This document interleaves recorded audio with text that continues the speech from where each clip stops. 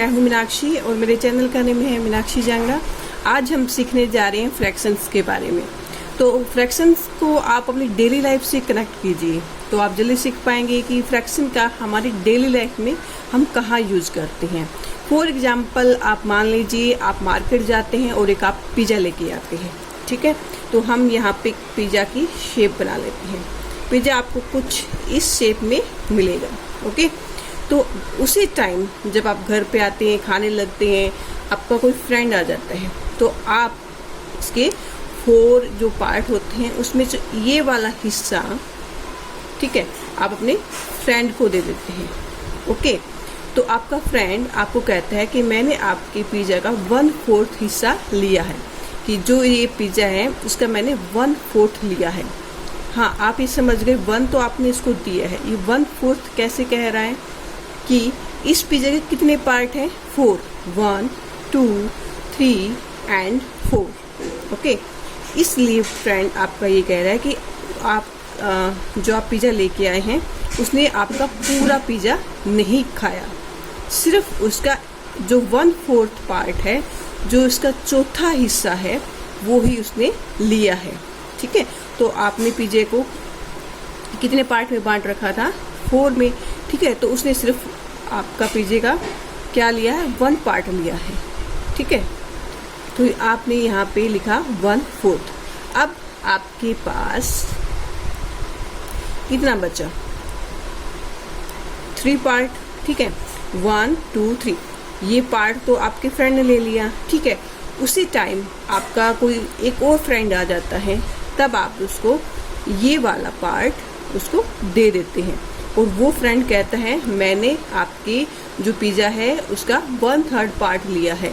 1/3 मतलब 1 आपने दिया और आपके पास कितने पीस थे? 1, 2, 3, ओके। अब आप ये यहाँ पे ये नहीं कहेंगे कि मैंने इसी को भी 1/4 दिया, नहीं, क्योंकि आपके पास 4 जो पार्ट थे वो तो है ही नहीं। उसमें 4 में से तो आपने अपने फर्स्ट फ्रेंड को दे दिया, तो वो कहेगा 1/4 मतलब जो 4 पार्ट किए थे आपने उसमें से वो 1 पार्ट उसने लिया। फिर आपके पास रहे कितने? 3 पार्ट, ठीक है। और आपने 3 में से अपने फ्रेंड को कितना दिया? 1 दिया। तो आप क्या कहेंगे? 1/3। और मान लीजिए आप उसको 2 पार्ट दे देते हैं, उसको भूख लगी है बहुत जोर से, वो कहता है कि मेरे को 1 पार्ट और चाहिए, ठीक है। तब वो फ्रेंड क्या कहेगा? मैंने आपके जो पिज़्ज़ा है उसके कितने पार्ट लिए? 2/3, ओके, 2/3। टोटल कितने पार्ट हैं? 1, 2, 3। तो वो यहाँ राइट करेंगे और कितना पार्ट आपने उसको दिए है खाने के लिए? 2 पार्ट। तो इसको हम बोल लेंगे कैसे? 2/3। अब मान लीजिए आपके पास कितने पार्ट रहे? 2 पार्ट रहे, ठीक है, 1 and 2। अब आप अपने भाई बहन हैं, उनको उसको पिज़्ज़ा खिला रहे हैं, उसमें से आप सोचते कि मैं उनको भी दे दूं, ठीक है। तो अब आपके पास पहले देखिए कितने पार्ट बचे। 1 आपने उसको दिया फर्स्ट फ्रेंड को, 2 आपने इस फ्रेंड को दिए, 3 दे दिए ना, ठीक है। मान लीजिए आपके पास एक और पिज़्ज़ा है, ठीक है। अब उसमें से आप क्या करेंगे? जो हाफ है, ठीक है, वो अपने भाई को दे देते हैं, ठीक है। कितना दिया? हाफ मतलब आधा। तो उसको फ्रैक्शंस में कैसे लिखते हैं आधे को? वो लिखते हैं हम 1, 2, ओके। मतलब किसी चीज़ के 2 पार्ट किए आपने, ठीक है। टोटल कितने पार्ट हैं? 2, और उसमें से आपने 1 पार्ट अपने भाई बहन को दिए, तो उसको आधे को फ्रैक्शंस में लिखा जाता है 1/2, ओके। तो आपने देखा कि फ्रैक्शंस का हमारी डेली लाइफ में कितना हम यूज़ करते हैं। मोस्टली हम आधी चीज़ तो अपने फ्रेंड को देते ही हैं कि चल कोई भी चीज़ है, ठीक है, चॉकलेट है, ठीक है, उसमें से आधी आप ये तू ले ले, आधी मैं खा लेता हूँ, ठीक है। तो उसी चीज़ को ही फ्रैक्शंस कहते हैं। किसी चीज़ को टुकड़ों में बांट देना फ्रैक्शंस कहलाता है, ओके। फॉर एग्जाम्पल यहाँ पर हम ले लेते हैं एक चॉकलेट है, ठीक है। आपको चॉकलेट कुछ इस शेप में मिलेगी, ठीक है। और आप ये वाला जो मैं फिल कर रही हूँ, ये हिस्सा आपने खा लिया। कितने हिस्से खाए आपने? 1, 2 एंड 3। ठीक है, आपने 3 पार्ट लिए। तो आपने चॉकलेट के कितना हिस्सा आपने खा लिया? तो आप ये नहीं कहेंगे मैंने 3 पार्ट खा लिया, तो मतलब है कितना टोटल पार्ट, उसमें से आपने कितना खाया है उसको बताने के लिए हम लिखेंगे आपने 3 खाया, ऊपर राइट कर दिया हमने 1, 2, 3, 4, 5, 6, 7 एंड 8।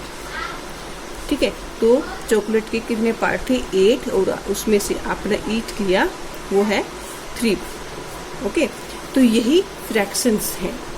फ्रैक्शन को जिस सिंबल से लिखते हैं वो आपको डिजिट इसी शेप में मिलेंगे, 1/2, 3/8, 2/4। ठीक है, इस मतलब सिंबल ही है ये फ्रैक्शन। आपको कोई भी डिजिट इस शेप में मिले ऐसे, तो वो क्या है? फ्रैक्शंस।